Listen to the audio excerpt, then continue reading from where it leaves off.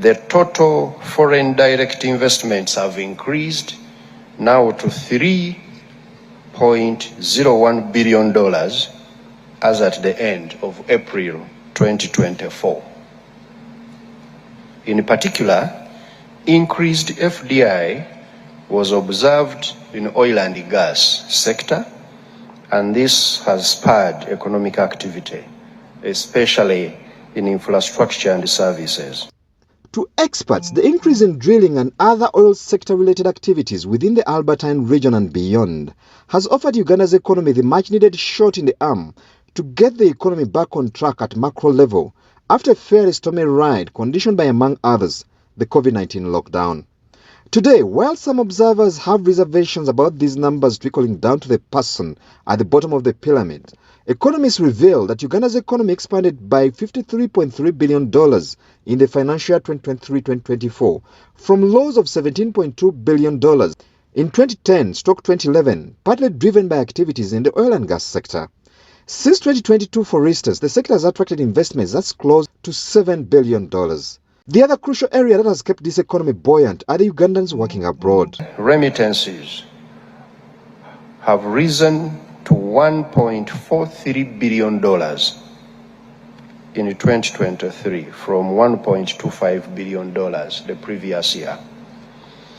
Exports have also increased quite significantly. Coffee, for example, where government has been deliberate in investing over time, has seen the earnings rise from $845 million in 2022-23 now to $1.143 billion in 2023-24.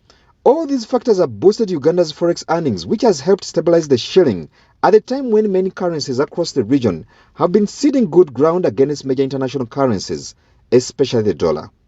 While this seems to be a good position for Uganda, there are still many risks, both internal and external, besides climate change and its impact on agriculture and the global wars which threaten supply chains.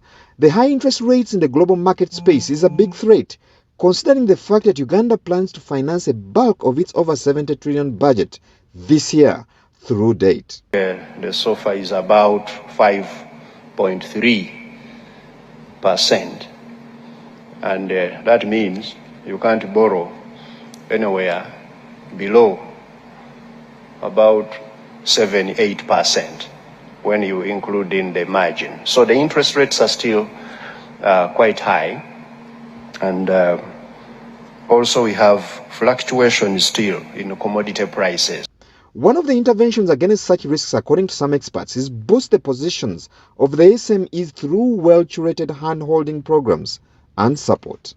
Focusing policy on helping the private sector to overcome market constraints, market failures, is an element of successful industrial policy. This is a literature, by the way, to which the PS himself has made some important contributions.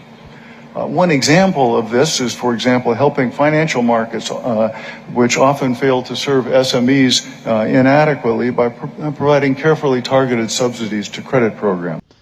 Going by the numbers, Uganda seems to be having a fairly good economic run, much better than some of its peers, including Kenya.